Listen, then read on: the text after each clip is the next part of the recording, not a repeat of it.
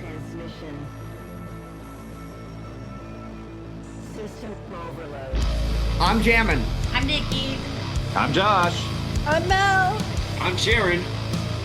And I'm Justin. And we're New Day Rising. We're New Day We're Rising. listening to Rock for Him.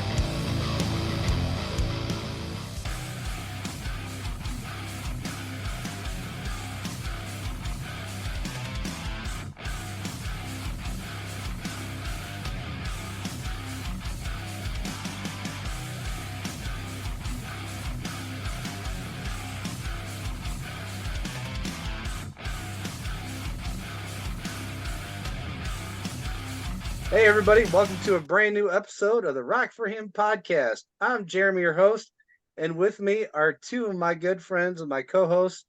We got Mr. Scott Mullins. How's it going, Scott? Doing well, doing well. Good, good. And, of course, the man, the myth, the legend, Mr. Jason Sanchez Bukowski. How's it going, dude? I'm doing all right. How are you doing? Well, we are really excited. Our guest tonight is up and coming band New Day Rising.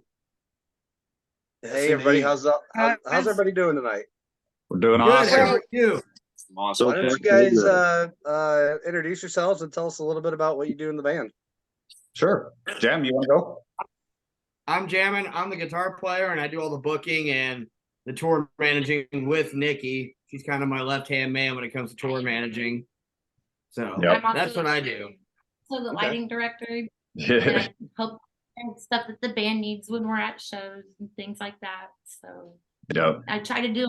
I also do like social media platforms, promoting the band on that. I've been trying my best to keep up with that the past 2 weeks, but work has gotten in the way. But I do plan on putting more stuff out there soon. Yep. My name is Josh. I'm the lead singer. I'm Jammin's right-hand man. And I help him with anything administrative with the band as well. Just about anything that is needed. Okay. Very nice. Very nice. Well, I'm Jaron.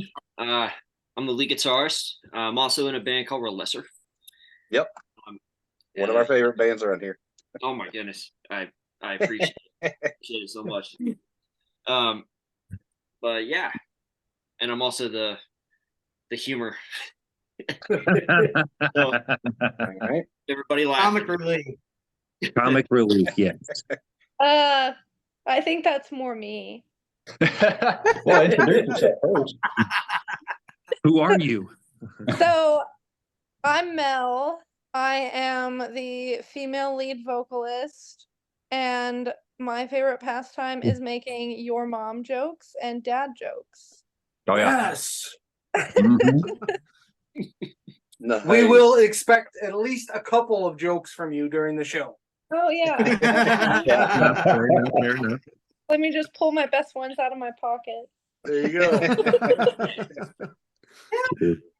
Pocket. What? So, where are y'all from and how did you meet each other and start the band? We're from Indianapolis, Indiana. I met Josh and Mel through their parents because they host a Bible study group on Wednesday nights, and I was going there and hanging out. Justin is my old bass player from the World Apart days when Becca's son was still in the band. So I've known Justin for about 10 years now. And then our drummer Josh couldn't be on tonight. He's got some stuff going on, so he couldn't make it. I met him through a friend of mine when I was hunting for a drummer, and then Jaron I know from Relesser. Yeah, so Jammin ran sound for a Relesser show back in November of last year, and then we hit it off. And then in February, he approached me and said, "Hey, I'm starting a side project," and I hopped on it. Very nice. There you go. So, for me, so when Jammin first approached me for doing any of this, before New Day Rising was even a thing, I was still enlisted in the Army. And so I met him actually on leave, and we kind of were geeking out about one of my guitars that I had brought. And then I found out you knew him, and I was like, what? Yeah. And then when I got out of the Army, it was just, God put everything together from there. Very nice. Oh, and Yeah, it We actually met was really Nikki. cool how we all formed up together here. Um, yeah, we me met and Nikki Jamin have known sound. each other for a very, very, very, very long time, and we played in multiple bands. And I kind of feel, I don't know, and I'm not really sure how to feel. He told I was in another band of his called Eyes of Flame, and he called me up one day, said, "Hey, me and Josh are wanting to start a side project, and you're now the bass player." And I was like, "Oh, well, that sounds fantastic." I absolutely, I felt like it was in the Army all over again here, man. Being voluntold. Very nice. We met Nikki, Josh, and Justin, and I were working a show one night, doing some video for a band out of Indy here. Nikki just happened to be sitting outside. We went outside for a little bit, and she was sitting by herself. And you get that little inkling when God tells you to go and talk to somebody, and I did, and we've been best friends. And she's now our tour manager ever since. So I didn't know awesome. how important she was going to be. I just knew that she was going to be important. So I sat down and struck up a conversation. That's awesome. I never wanted that this would be possible to be part of a band and doing the management, the tour managing, the lighting, doing social media stuff for them. Like it's a huge change for me, and I'm truly blessed. So Very nice. Yeah, so all the guys in the band are like big brothers to me. So it's like when I didn't have nobody, God finally sent a group of people into my life, and it's like, yeah, look, you have somebody. So Yes, I'm your big a brother blessing. too. It's one of those things that Yeah, you learn we're- about in school where you learn that you are never actually meant to be alone. Yeah. Right. We're one of those bands, like our road crew is just as much a member of the band as we are. Like I know some bands where the road crew is just crew, but with us, that's not the case. You may not be on the stage, but without you, we could not put on the show that we put on. So Nikki and our front of house guy and my guitar tech Squeak, like they're all as much a part of this band as we are, because without them, the shows don't happen. So they're the behind the scenes crew, but they're just as much a part of this band as the ones that are on stage. Absolutely. Awesome. Oh, absolutely. I agree with that wholeheartedly. So Scott, I think you were going to say something. Sorry. Yeah, actually, before we move on to the next question, you had mentioned the band Eyes of Flame, which we had played before on our station. Is that band still in effect then? And this is just a secondary project? And out of the group here, Eyes how of many Flame are has pretty involved much in been that? put to bed. Yeah, Eyes of Flame pretty much got put to bed. New Day Rising Okay. took over full time, and Okay. we just felt it was best to just put the band to bed. There were some internal issues going on in the band that we felt didn't fit well with what we were trying to do, and so we kind of took a different direction, put that band to rest, used the momentum that Eyes of Flame gained to springboard New Day Rising to where it is now. Very nice. So one thing that we always ask all of our guests, and if you guys could just kind of give us a really quick rundown, is how did each one of the members come to know Christ? So, Oh, wow. That question would take Boy, quite a few days, to be honest with you. wow. I'll go ahead and go because you guys, I don't know how many of you were at the Danger Room show in March when we played. So, but the ones that were there have kind of heard my story a little bit. So I met Christ when I was locked up. So that was when I lost everything and I was sitting in a 4x8 cell by myself was when Christ became real for me. Yeah. And it's at that moment that, the Lord showed me, if you do things my way and not your way, because your way isn't working, I'll give you everything that you've ever wanted. And he showed me exactly what was going to happen. And like, I got to where I was going to be at for the next 2 years. And honestly, I played music more when I was incarcerated than I did before that happened. And I got to see guys' lives changed in the darkest of places that was supposed to be meant for bad. And it was completely changed for the good. And I got to see guys change their lives around right there with me. And I got to share that same love and that same story with them. So that was when it came real for me. That's an experience I will never forget. Amen. Yeah. Yeah. So for me, I'll give you the quick synopsis. This was before I joined the army. I was pretty bad into drugs, selling drugs, all of that thing. And it got to the point, when they say the life of a drug dealer is very lonely, that is very true. And it got to the point where I just got so sick and tired of hurting people that I thought it was best to end it. So I climbed off some train tracks, waited for a train to run me over. And God sent a police officer that prayed with me right then and there and showed me the true heart of God and what God was really about. And from then on, man, I haven't looked back, and I've just given everything to God. And I'm just like, hey, this is not my life. This is your life. You do with it what you want. Nice. Amazing.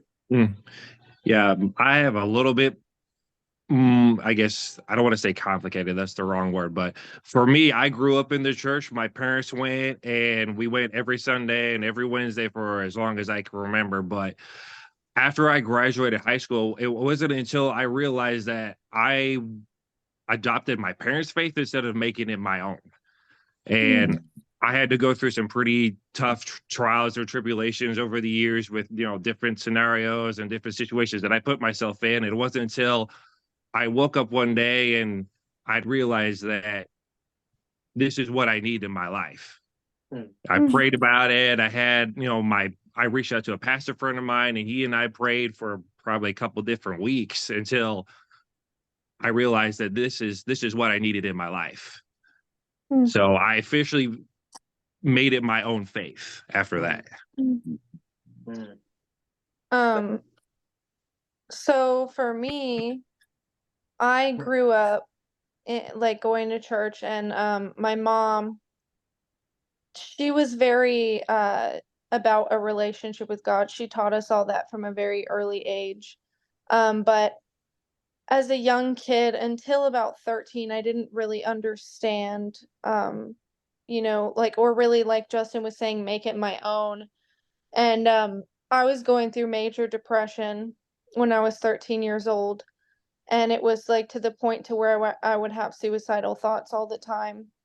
And there was one day where my mom came into my room because she had this urge to pray for me. She said that the Lord wanted her to pray for me. And I was like, what are you talking about? I didn't know God speaks to people, And so she starts praying over me and, describing all these things that I was dealing with and going through, and things that I had cursed myself with in secret that nobody knew, and I just started bawling. And that night the Lord set me free, and he promised me, because I heard him speak for the first time, he promised me that from that point on, no matter how depressed or upset I got, I would never be that sad again. And I never have been. And ever since then, he's been my best friend.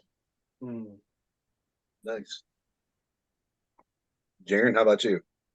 Yeah, for me, man, when I graduated high school, I had switched churches. I had gone to church my entire life, but I had switched churches because I felt like I didn't have any friends.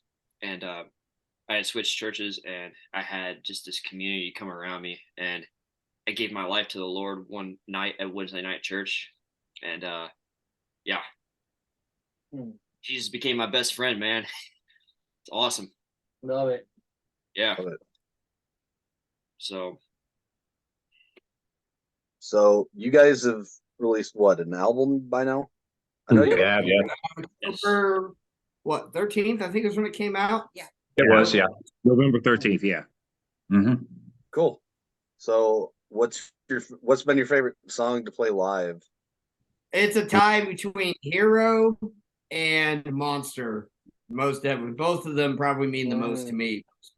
Hero and Monster are favorites. Monster's more like a single. It's not on Yeah. It's a single, but it's still probably my favorite to play live. It's gaining some traction on our station. So That's all. Yeah.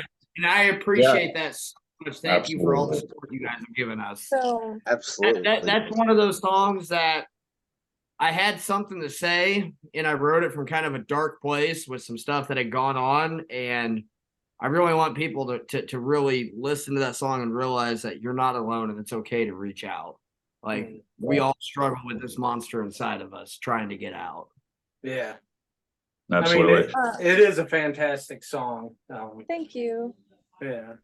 Thank you I think- so much. I think my favorite song, well, there's one from the album and then one that we actually did with Eyes of Flame. So the one from the album is probably Fire in Your Eyes.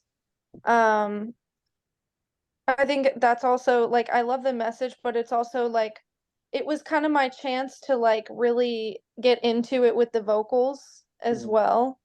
But I would have to say, like, over everything so far, we did a cover of Throne Room by Kim Walker. And just every time we have the opportunity to play that live, like the Holy Spirit just shows up and I just get lost in worship and I love it. It's Love it. amazing. Yeah, I think for me, one of my more favorites is Darkest Part, because it really, like, so I deal with post-traumatic stress disorder from the military. Me too. And yeah, he does too. And you know, it's one of those songs that really just kind of speaks to my heart, and like, you know, it talks about the fight inside you and not letting things get you down, you know. And like, especially like when it came to dealing with post-traumatic stress disorder, that's something that I connected with really strongly. You know what I mean? Very nice. Yeah, I would agree with that too. I mean, every time I listen to it, I can't believe that, you know, we were given such a gift to share with other people. I mean, And Darkest Part was the first song we ever put out. And Yeah. I remember listening to that for the first time when Jammin approached me to join the band, and I was just like, man, we're on to something here. And then my second song would be Relentless. Oh yeah, that's a good one. All the guitar solos and all that. that song just came together so That guitar fluidly and so solo. great. That guitar solo is sweet. The guitar is pretty sweet. I remember, Josh, I still remember sitting down in your bedroom when we wrote Relentless that night. Mhm. And it was for me, when I was writing the lyrics, this came from such a real place for me. Yeah. Because I had been through that, especially, you know, when I was trying to get out of the drug rings and I was trying to, you know, deal with my post-traumatic stress disorder and everything that was going on in my life when I was, you know, writing about it, because we had already written all of the most of the instrumentals to it, and I could just feel it pouring out of me. And I went home that night and I cried to my wife, and I was just like, you know, this song really means a lot to me, and I hope it means a lot to other people as well. Absolutely. And I remember in Relentless, you know, Josh, when me and Justin were in the room writing it, and that line, I know there's joy in the morning, that's very that line gets you. significant to me in regards to things that I've been through, you know, and what the Lord has brought me through. So that part of the song has a special place in my heart too.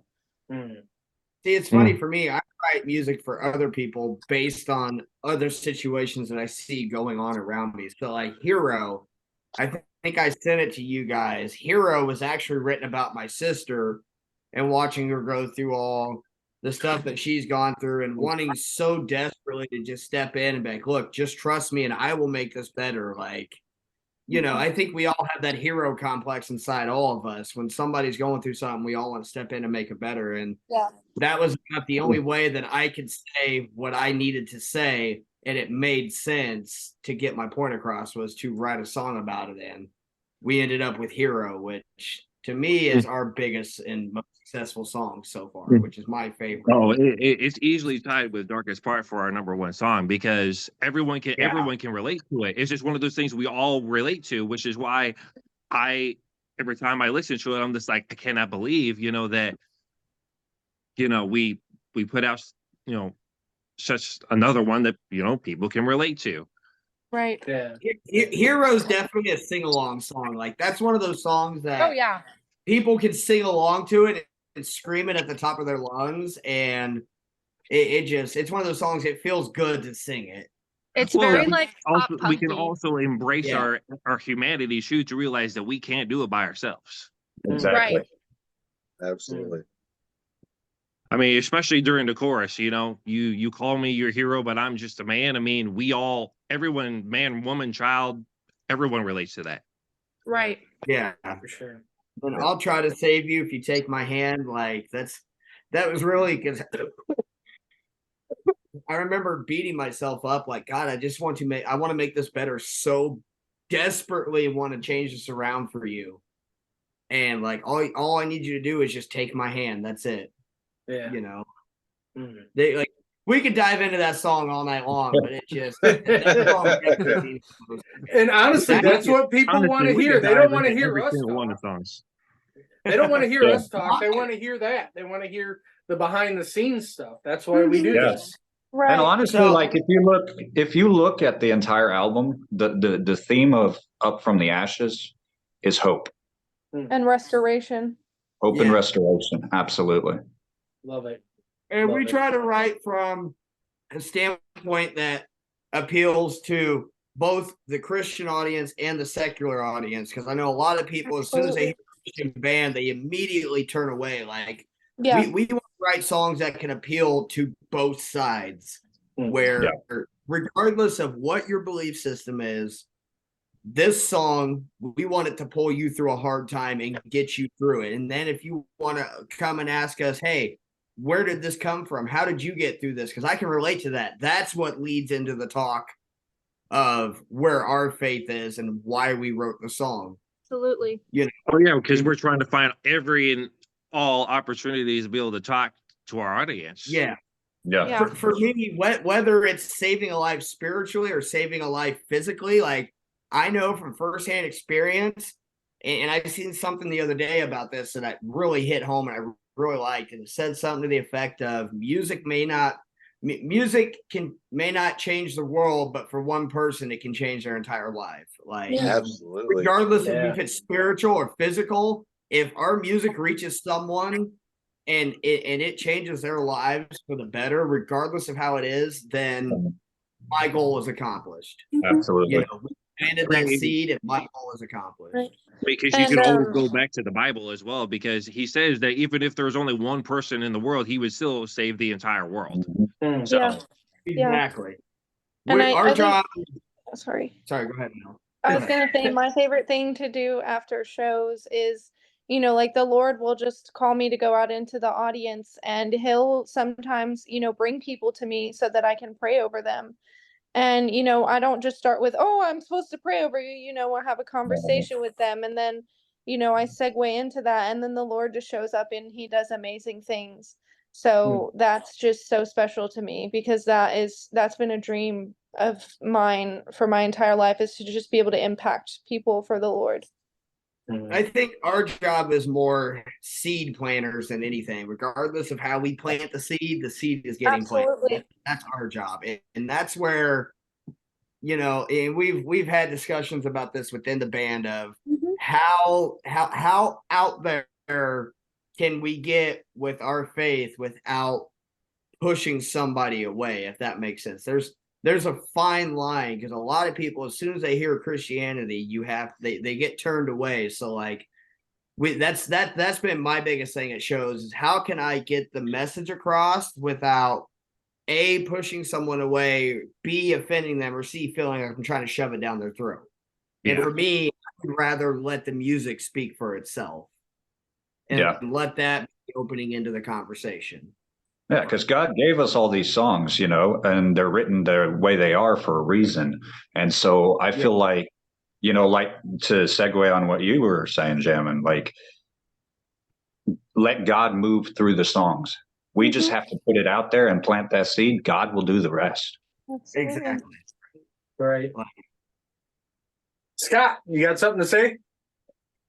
Sure. So have you guys actually been out as New Day Rising yet? Oh, Yes, absolutely. many times. We actually just played Pit Fest a couple weeks ago. That was probably the biggest one we played. And then Thursday night, we will be up in your neck of the woods in Detroit at the Token Lounge with Tantric and Trapped.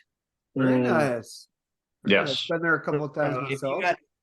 if you guys can come out and hang out for a little bit, we would be That'd be awesome. honored to see you guys. Yeah. Yeah. Hugs for We'll everybody. have to see what's going on. We'll have to see what's going on. Definitely. Yeah, we'd love to But, come out. and then what else is coming up beyond that? Maybe into the next, what are the plans for the next, Let me look at this. We've got Springtime a big outreach event New Year's Eve. We were supposed to film the music video for Monster Friday night, but it just got too cold out. So we've got that coming up in the next couple of weeks, the music video for Monster and me.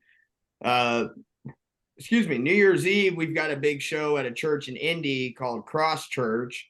It's a big inner city outreach, so we'll be headlining that show. January 6th, we're at the Danger Room with Relesser.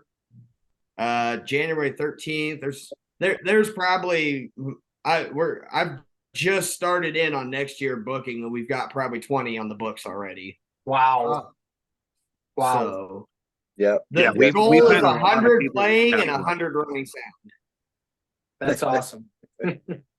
So before I get into my next question, Joshua, Justin, I just want to Yeah. say thank you guys for your service. Like, I know in the song Hero, you say something about you look at me as a hero, but I'm just a man. I mean, Yeah. you guys served in the military. You guys are heroes. So thank you so much for your service. I appreciate you guys. I appreciate it, man. And I think me and Josh appreciate you guys just as much as we do, because there was a post, and there's some over the years I keep getting, hey, thank you for your service, or thank you for your service, and I felt really bad for only being able to say you're welcome. I saw something a few weeks ago that said, instead of saying you're welcome, say you're worth it. So you guys have been worth Yeah, it, you guys are worth it. Absolutely. Thank you. and that And really spoke volumes to me. Jaron, I am looking at you here, and I keep seeing you drink something. Is that Ale 8? Yes, sir. It is a late one. Yes. Love I that just One of stuff. my favorite sodas of all time. And I just had that for the first time earlier this year. We went on spring break, and my buddy was like, "Oh, if we find it, you need to get it." And I seen you tip it up, and I'm like, "I know what that is." yes, sir. My favorite are still Jones sodas. Like, I love the bubblegum soda. That's still my favorite. Yeah, that's Yeah. true. You'd like Oh, I that as saw- well as I do. I saw a package at Walmart, and I'm like, "Oh no, have to." He showed up to rehearsal last night, and I was like, "What is he drinking?" And I looked, I was like, "Oh, it's soda." Love Well, that since stuff. how Love I've that. taken up time, I'll pass it over to Jeremy and let him get in a question. Go for it. So mine's gonna be kind of different than what we're normally asking, but what are you guys studying in the Bible? What do you guys like? What's your favorite story? What's your favorite book in the Bible? Oh, No, you want to go? Me? mhm. Oh, Yeah. so everybody's quiet now. No, No. You wouldn't call anybody because out or anything, would I feel you? like Ladies that's kind of a first. loaded He is, question. There's so Ladies many. first. Okay. Definitely one of the bigger Um, ones is James, for sure. Well, Mm. I wouldn't say specifically a book in the Bible because I love all the books of the Bible. But I would say the verse Isaiah 61, where it talks about beauty for ashes and how like the Lord will give you, the oil of joy for mourning and things like that, just because it really relates to the ministry that he's called me into and just the things that I've been through.